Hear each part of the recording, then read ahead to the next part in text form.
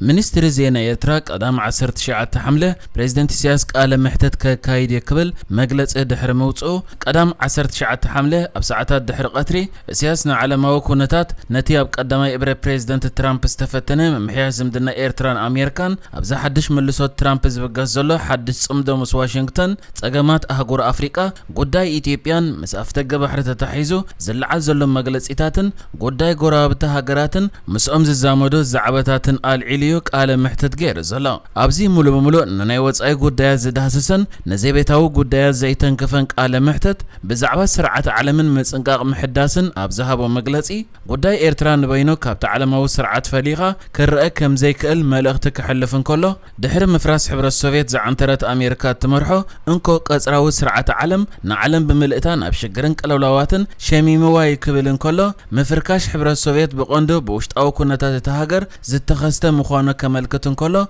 زغنا معرباو عالم نحناينا فصيمنا يزعينتو غوغوينياتن عندران فطيري يلو اتياب عبل الجبت اتحساسبا استسرته ابز تفلالي كبابيتات كلتات صلوا بمفطارن صقاتات هاجرات نمزماتن تطقيمنالو كبلون تسميعلا ايرترا دحرني 50 عامتات قالس زرخبتو ناصنتن لولاونتن دما بتانكو قصراو سرعه عالم كم زتهاسين ناب علامون بهغون كبصح كم زي كالن بمغلاص نتا امريكا بحافشا ابز 8 عامتات زفصمتو جيغاتات يلزطقسو دما كم طنق نايتي ايرترا نابز حسبتو علامان بهغن بصح زي كالت كبل يغليصوا سياس قصيلو مسمصا دونالد ترامب اتانكو قصراو سرعه عالم ام صنقاقو يكبلن كله ممصا دونالد ترامب نتصنح اكايداتات زحقونيو اتي امريكا زصنح صقاتات عالم ناغبتكا قطبها معواي اتخدا زنبرت اكايدا كم زي سرح ترامب اب استفرالي هاجرات زسلعو زل تاريف تراي ونيلو اب غداي يوكرين نيتون دما سياس بمعرباين هاجرات روسيا نمكتا زتغبره حقنه نچاينا عدل كم زهبان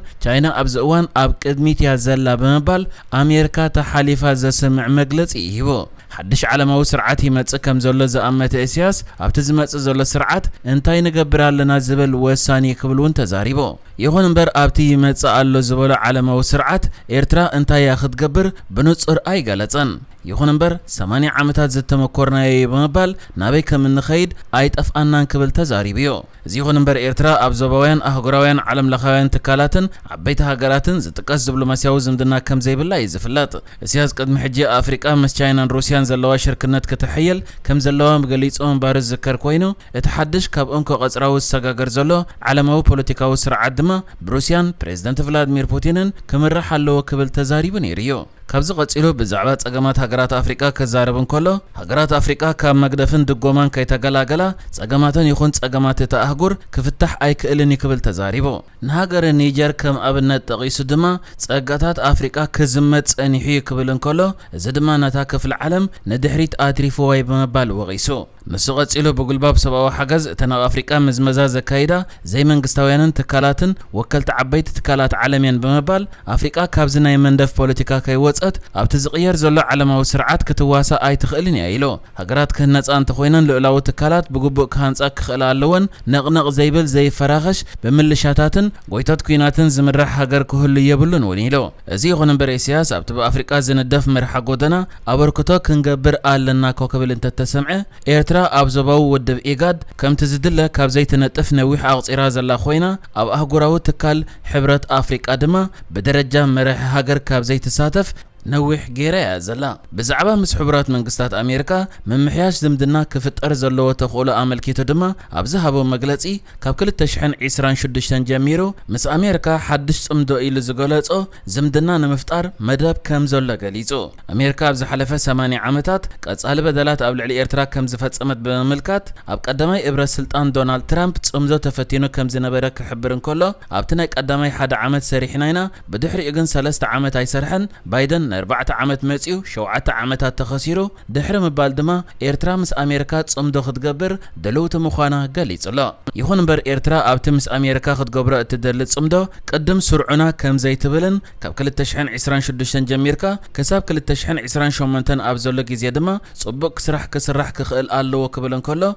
اذا 2025 كن نعانا تصنحلنا قدامنتات سلازلو نتقدامنتاتهم كان نخبره نتنزمصا 3 عامتات كن بزي مثل ክልካይ ክንከደን ኣለና ኢሉ ይኹን እምበር ኣብ ዝረብኡ ምስ ኣሜሪካ ክግበር ንዝድለ ዘሎ ጽምዶ ንኸይፍጠር ኣንጻርና ሰፊሕ ዘመተ ይካየድ ኣሎ ብምባል እውን ናብ ኢትዮጵያ ዘነጻጸረ ዝመስል መግለጺ ሂቡ እዩ ብዛዕባ እቲ ኣብዚ እዋን ምስ ኢትዮጵያ ተፈጢሩ ዘሎ ወጥርን ብወገን ኢትዮጵያ በተደጋጋሚ ዝለዓል ዘሎ ጉዳይ መስኮት ባሕርን ኣመልኪቱ ኣብ ዝሃቦ መግለጺ ድማ እቲ ብመንግስቲ ኢትዮጵያ ዝስማዕ ዘሎ መግለጺታት ናይቶም ባህልቱ ኣጀንዳ ኣይኮነን ክብል ንታሪኻዊ ነጥብታት ጠቒሱ ተዛሪቡ ነቲ ኢትዮጵያ ናብ ዋና ጸሓፊ ውድብ ሕብረት ሃገራት አንቶኒዮ ጉቴሬዝ ዝሰደደቶ ኤርትራ ንኩናት ምድላዋት ትገብር ኣላ ዝብል ክስ ዝርከቦ ደብዳቤ ዕሸላውን ስልበጣኒ ኢሉ ክገልጾን ከሎ ኢትዮጵያ ንባዕላ ንኩናት ትዳሎ ከም ዘላ ኣመልኪቱ እቲ ቀንዲ ጠንቂ ናይ ዝተፈጢሩ ዘሎ ኩነታት ድማ እቲ ኣብቲ ሃገር ይኹን ኣብቲ ዞባ ሰፊኑ ዝነበረ ተስፋን ባህግን ስለ ዝበነነ ካብኡ ንምህዳም ተባሂሉ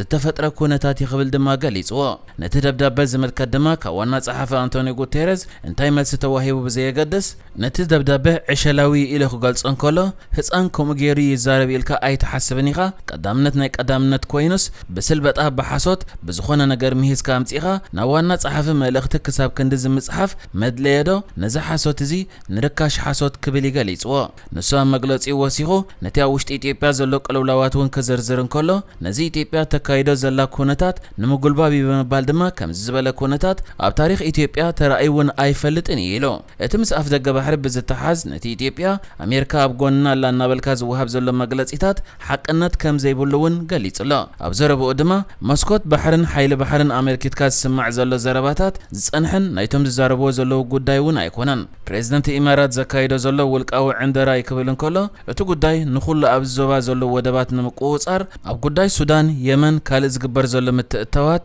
ናይቲ ሃገር ይክብል እውን ኣመልኪቱ እዚ ጉዳይ ብሓፈሻ ናይተን ኣብ ዞባ ሓያላት ኢና ዝብላ ሃገራት ከምኡውን ኢድ ሃገራት ኢሮጳ ትካላት ስለያ ኣሜሪካን ኢደን ዝሓወሳሉ ይክብል እውን ተዛሪቡ ናይዚ ኣብ ኢትዮጵያ ዘሎ ስርዓት ኣጀንዳ ኣይኮነን ብምባል እውን ሓደገኛ ሳዕቤን ከምጽእ ይኽእል ይክብል እዚ ጉዳይ ኣብቲ ኤርትራ ምስ ኣሜሪካ ትገብሮ ዘላ ጽምዶ ምስ ሃገራት ኢሮጳ ሃገራት ኤስያን ብቆንዲ ድማ ንርግኣት እዚ ከባቢ ወሳኒ ስለ ዝኾነ ክነልዕሎ ኢና ኢሎ ብዛዕባ ምስ ጎረባብታ ሃገራት ብሓፈሻ ዝግበር ርክባት ድማ ኤርትራ ምስ ጎረባብታ ኣድማዒ ጽምዶ ብምግባር ርጉእ ዞባ ክፍጠር ትሰርሕ ከም ዘላ ተዛሪቡ ኣብቲ ምስ ሃገራት እቲ ዞባ ዝግበር ዘሎ ርክባት ኣመልኪቱ ኣብ ዝሃቦ መግለጺ ድማ ኣብዚ ዞባ ኣብ ሶማል ሱዳን ደቡብ ሱዳን ኢትዮጵያ ዓበይቲ ውዲታት ዝተፈላለዩ ሃገራትን ሓይልታትን ኣሎ ክብል እንከሎ ነዚ ውዲታት እዚ ክንገጥመሉ ዘኽእል ንቕሓት ግን ተጠርዮ ኣሎ ኢሎ ንሱ ወሲኹ ንሶማል ንምድጋፍ 10,000 ዝኾኑ ሶማላውያን ኤርትራ ከም ዘሰልጠነት ክገልጽ እንከሎ እቲ ስልጠና ኸኣሉ ላው ትካላት ናይ ሶማል ክፍጠር ምእንቲ